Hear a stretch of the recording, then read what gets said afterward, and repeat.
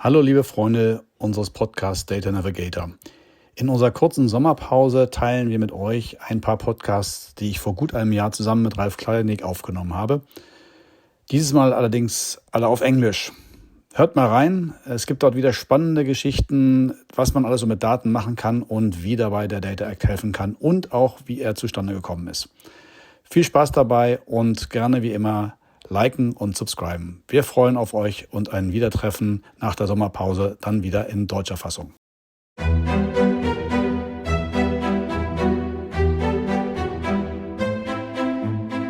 Good morning. I'm here today with Daniel Stölzle. He is a smart city expert from Mainz, and he and I will have a chat this morning about great things that City of Mainz has started under the leadership of Daniel. Hi, Daniel. Nice to have you here with us. Hi, Hubertus. Nice to meet you today here in this podcast. Daniel, if you think back the last couple of years, what is the biggest highlight that comes to mind if you think about sharing data in and with the City of Mainz? That's an interesting question. I'm dealing with that topic now 5 years, and one of my highlights that started around 2 years ago with meeting another guy from Germany here, who is the CEO of DKSR, Datenkompetenzzentrum Städte und Regionen. This is an open source open data platform. And we started with that startup 2 years ago. And now we have a project funded by the German state. And this project is called Kommunales Datenwerk. And there we try to establish a public data factory or something like that, operated by municipality enterprises and municipalities only, because we want to provide their base where all the public servants can really easily deal with without having technical experiences, because we realized that this is the most or the highest problem for sharing data. And with this project, we hope to find a good way to increase the using of public data in the case of smart city projects. Okay, well, you're touching on public data. We're going to talk about that a bit more later on. But tell us a bit about Mainz. You are from Mainz, and the city of Mainz has started quite early with smart city ideas. How did this all start, and how did you get involved? Yeah, Mainz is the capital city of the state of Rhineland-Palatinate, and traditionally, Mainz is not really a wealthy city. And 2 years ago or 3 years ago with the pandemic, you know that we have in Mainz one of the problem solvers. It's called BioNTech. And from that date on, Mainz became one of the richest cities in Germany. And so we got a little push forward also for this smart city and data sharing activities, because from one to the other day, there was a little bit more money. So Mainz is normally not really beautiful. We have also beautiful areas in Mainz, but normally you come there because we drinking some wine produced by the local wineries, and it's always nice to be there and to meet and greet people. We start projects normally and not doing businesses. The business starts also small winery restaurants. Well, I love wine, so I might take you up on this offer and brainstorm with you next time. But tell me about yourself. How did you get involved in Smart City? I started at Mainzer Stadtwerke without any knowledge of Smart City, but I was hired by my boss because I open-minded, and I also studied held a master in innovation management, and all these come together to give me the opportunity to learn what is Smart City. And so I start from the scratch 5 years ago with this topic and learn how smart city works. Really, I didn't have any ideas before, and in the past 5 years, I learned a lot. And perhaps this was also a success for me, because I do not know how to do it, so I do not know what is wrong or right, and I do it in the best way I can deal with that topic. Of course, I did some mistakes. On the other side, I guess at the end, it was really a success story, because I did it in a really natural way, not knowing what does not go. I think it was a successful story. Tell us a bit about the success. So what is Smart City for you? What are the typical projects that you are exploring and putting into place? The smart in Smart City is really, for me, the people which I'm dealing with. The people must be smart. Of course, when you have smart people, understanding that you do not work in departments, but in between departments. And the people have an open-minded access to this idea. Then smart city in the common sense to make a more livable place in the city, then it becomes reality. Without that, it's smart city is only a wording, and everybody understands in the first instance only using data to do something with that. But for me, it's the third step. The first step is find people with whom you can working on that issue, build networks, and with all the stakeholders relevant for that topic. And this is more or less everybody in a city, and not the IT people, not the marketing people. It's really everybody on the street you can work with, because everybody is involved in smart city if you define smart city in a really broad case. And that's the reason I'm doing. Daniel, that sounds wonderful. People first, I hear. Can you share with us a bit about the project or the projects and how you literally started it with the people and then technology and data? Can you give us an example of a project? Yes, I will do, but I want to make clear what my role in this business is, because I'm coming from the public utility, and the public utility is, of course, a major player in this business. That public utilities are one of the major players to realize smart city, and therefore at the beginning, it was not really clear why the Mainzer Stadtwerke is dealing with that topic. But on the other side, we are responsible for the essential public services, so-called Daseinsvorsorge in German, where we deal with the energy, providing energy, drinking water, public mobilities, sewage disposal, and so on. And in the last years, also the discussion or the area where we work on was expanded to also digital services. That starts all with the fiber optics, and now we are in the position to deliver more services like LoRaWAN as an additional communication service, but also we provide, for example, in Mainz, the urban data platform for the complete municipality. That's the idea behind, and that's the reason why we are, as the Mainzer Stadtwerke, in this role to realize the idea of a smart city in Mainz. That's first of all what I want to address, because it's perhaps somebody will ask why public utility is dealing with that issue. And now coming to your question, one of the projects we start really early was the idea to give the city of Mainz more information about the data for the air quality in Mainz. Mainz was one of the cities not comply with the European regulation for air quality in case of nitrogen dioxide. So the city of Mainz need more information or more data to understand where all the hotspots were in Mainz. And we started the project to build the infrastructure with IoT services and IoT sensors to measure the air quality in the city of Mainz. And this was the first project, which was really complicated at the beginning because there was a huge discussion about the quality of the data. And this is still one of the big issues also up to date, how you can trust the data which comes from IoT sensors, which do not fulfill any classical standards or the regulation. And this is something which I have always in my mind when I start a new project. How can I convince our partner that the data we are delivering, the Mainzer Stadtwerke, are good and fulfill the high requirements of our counterpart? And always, Daniel, tell us how you did it. How did you place these sensors across the city? How many and where did they go? We decided to, I contacted the responsible guy at the authority of Mainz, and we discussed about where it could be interesting places. So we discussed with a startup called Havadava, which we're working with, and so we decided to put all these 9 sensors, which we bring to the urban area, to the lampposts in Mainz at 9 places, which we agreed on with a responsible guy from the authority of Mainz. And then we start to collect data. And of course, it was really clear from the first beginning that the city of Mainz said, yeah, but what is the quality of the data?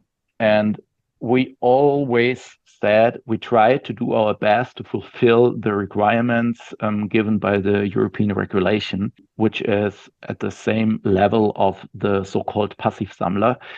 These are small measurement installations which collect the nitrogen dioxide and will be identified in the biochemical process afterwards, and are collected by hand and only give one data each 14 days.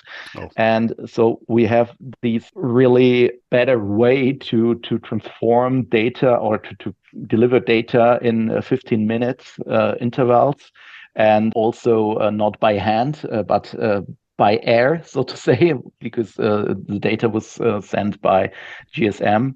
And this was really an advantage also for the city of Mainz. But the quality of the data was always under discussion. And then we decided to put some money in there and discussed with our startup Havadava how we can reach the highest standards. And at the end, to make a long story short, we get a certificate by the TÜV, or Havadava get the certificate by the TÜV, stating that we, or the sensors algorithms behind, fulfill the high requirements of the European regulations according to these Passivsammler. So at the end, the data which we delivered for more than 2 years are completely agreed with the highest standards. And that was the point where the city said, okay, we understand that with this new technology, with this smart city technology, because it's IoT, because we use the urban data platform, because we make some visualization out of the data, was really helpful. And at the end, and this is really a long story now, it's I deal with that almost 5 years. At the end, we are close to make a deal with the city of Mainz to deliver this data for the next 5 years, to provide that to the eco-sensitive mobility in Mainz, to control the street lamps and so on and so on. And this is a real success at the end, because it's the first business case for us as the Mainzer Stadtwerke, where we have a data-driven business case on that. And this is really a complete new business model for us, because at the end, normally we only deliver infrastructure. And now from that point on, we will deliver data and do all the services behind. It's up to us, and we only deliver the API for Unix to get the data from the Mainzer Stadtwerke. And this is completely new for us, and this is really a success at the end, because this is a game changer in accordance to the culture Mainzer Stadtwerke. Well, excellent. Culture. It sounds great. It sounds like a step change. You earlier talked about the need to bring people on board. How did you do that? So the success is that you always deal with all the hierarchy levels in a city, starting from the bus drivers up to the mayor. And this is really my daily business. At 9, I have a discussion with somebody from the authority. And at 10, I'm talking to my CEO. And at 11, I have a meeting with the mayor of the city of Mainz.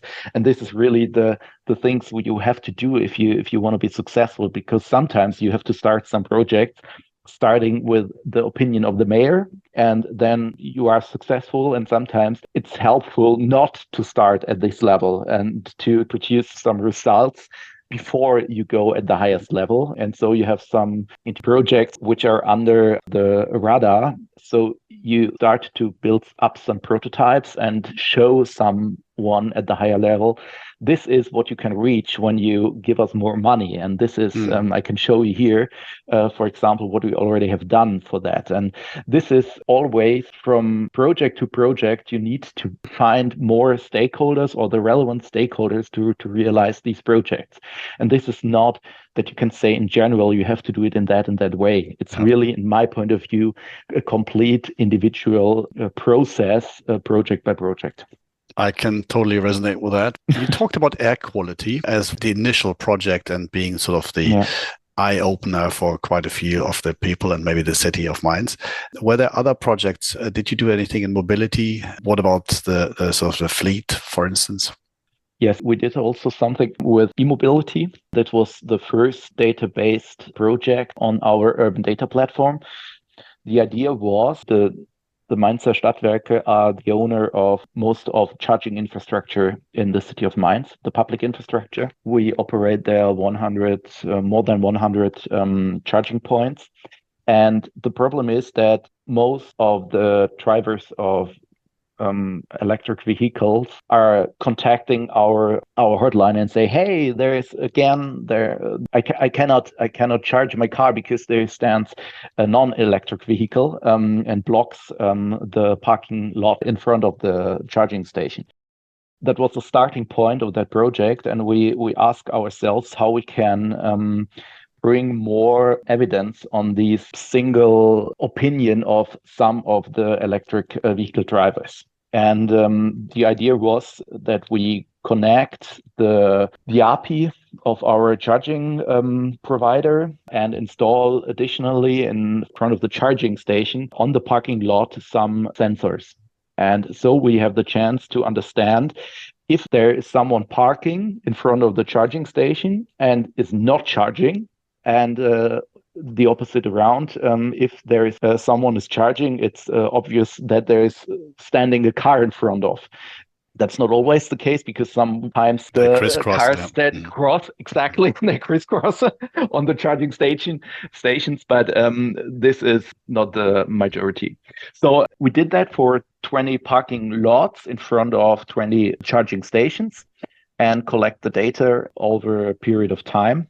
And then we start to analyze the data. And it was really fantastic because we can prove by data that we have 60% of wrong usage of the parking lot in front of the charging station. And this is from the percentage a high amount. But if you check really the number, we did this data collection over 6 weeks. And in this time, we have more than 2,000 wrong usage of the parking lot in front of the charging station. So, and if you also check that again, and this was only possible because we have these two sensors, the charging station data and also the parking lot or the sensors for the parking lot, by time, it was also 40% of the usage of the parking lot was caused by wrong parking.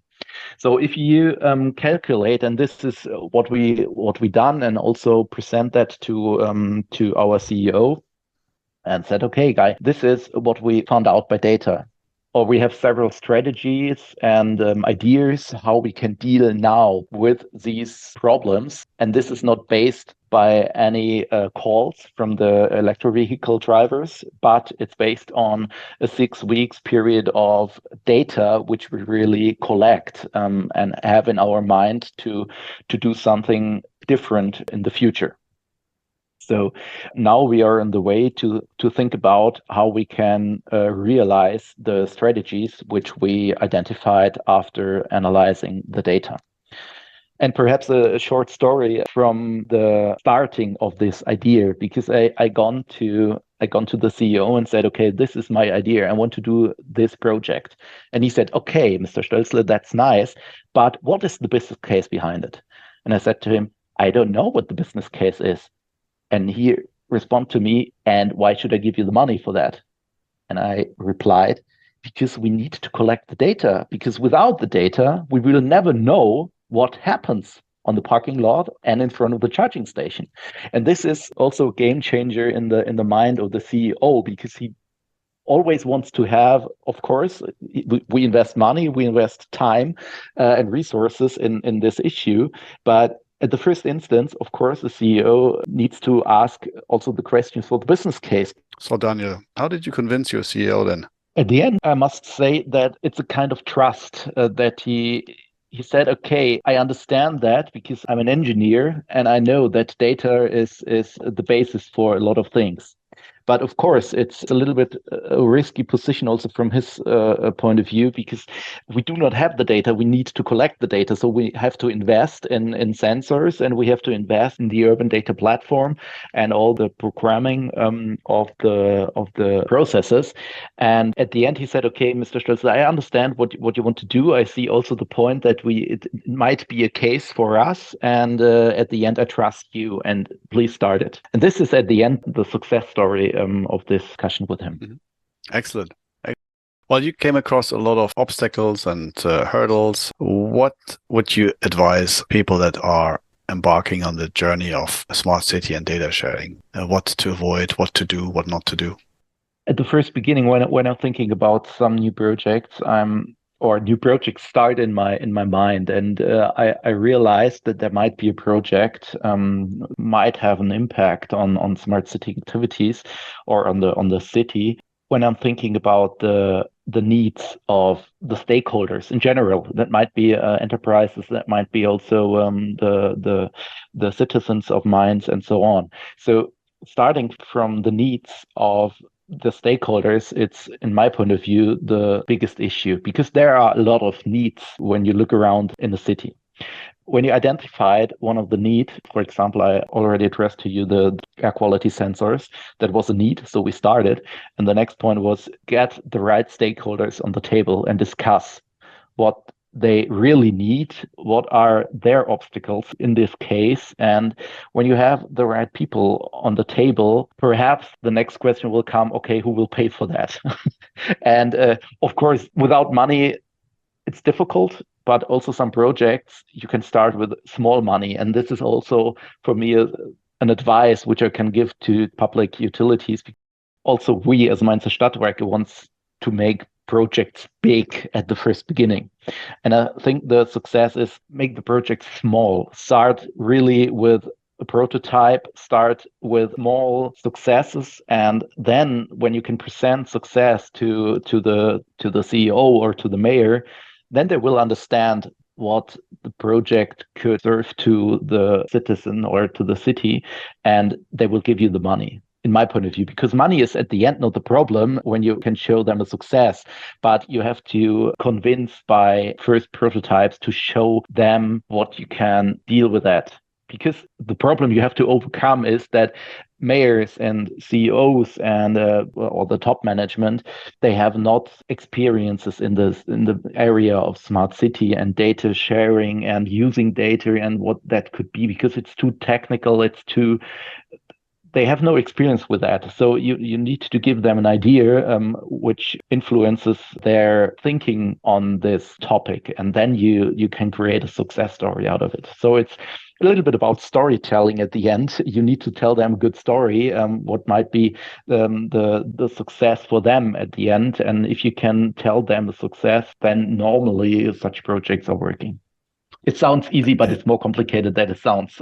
Well, you clearly achieved that part very well. Yeah. You also mentioned that you were sharing data between your organization, the Mainzer Stadtwerke, and then there was a startup, and then there was another company, and there was the municipality. Yeah. What's the role of data sharing, and how did you experience that? Was it easy? Was it difficult? What is your advice to make this data sharing happen?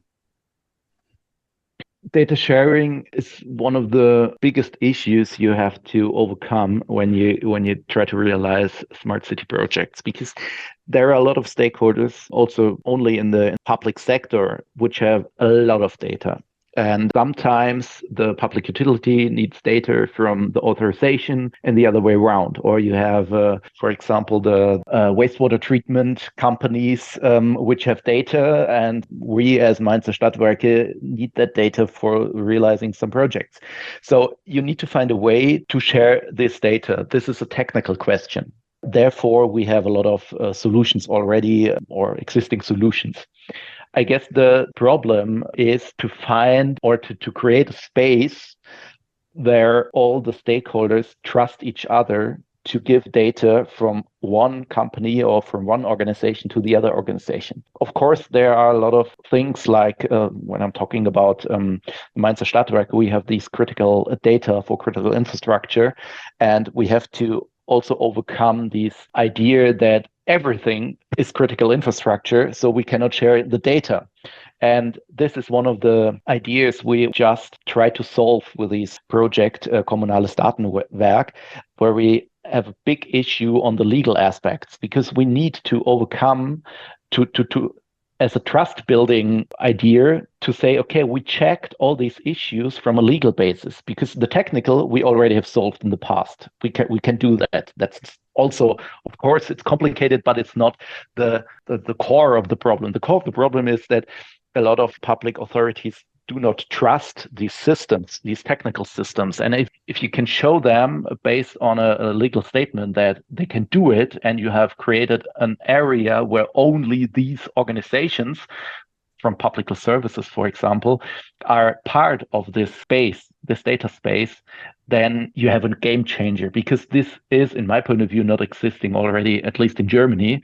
And when you're talking about public authorities, they do not want to compare with Spain or Italy. They want to be fine with a legal situation in Germany and not with Italy. So you need to create this data space for Germany. You need to create a legal safe space, and a space where only these public services, public utilities, public companies, enterprises are a member of these data space. And when you have the chance to do this data sharing, that's the expected result of our project here, is that data sharing will get more easy. So when you have this data space like the Kommunales Datenwerk, this public data factory operated only by municipality enterprises and municipalities, then I think we can start to share data in between these organizations in this database, and smart city projects start to get realized. Yeah, but Daniel, let me just challenge you here. So are you saying that you don't need any data from non-public organizations for your projects? No, it's not what I want to say. I want to say that you need a space where only public companies can share, in a first instance, their data. That does not mean that you don't need data from third parties, which are not public. The other way around is it's correct. But as a trust building project, or for trust building purposes, you need to have this data space where only people and organizations are member, which have the same cultural background. That means they are public servants, and there are public utilities, and so on and so on. They have always this idea not to share data because it could be critical. For example, for Mainzer Stadtwerke, it could be critical data which we do not want to share. So when you create the room with only the same people or enterprises and stakeholders, you have these trust building institution, and within these trust building institution, this platform, you can share data. But that does not mean that you do not need data, for example, by BMW or Volkswagen or Tier or whatever. Of course, you need that data. But okay, I get it. At a point, we need it. So there is a data space focused on municipalities and public services companies, exactly. Exclusively. But then in the second step, you would consider sharing data from there with more open data spaces, the mobility data space or any other data space that gives access to other players. Exactly. From a technical point of view, of course, there will be also a catalog where you can show which data are in these platform, and of course, it might be possible that there are some open data, but there will be also some restricted data, which will only be shared between the members of this data space, because you do not want to give, for example, statistics of the bus transportation from the public services to a commercial company outside that. But you need that inside, because to plan, for example, transport for schooling. So this is the idea behind to make it easier intra-municipality, but you can share also with other municipalities. And if it's not restricted, it's also open data, and you can share this data with third parties. Well, it's a great idea. Around. I wish you and your team and also the other municipalities and cities that are involved all the luck. And I hope that you, manage to get this platform up and running very, very quickly. It sounds like a great idea. Thank you very much, Daniel, for this wonderful discussion, and keep in touch and see what's going to happen next.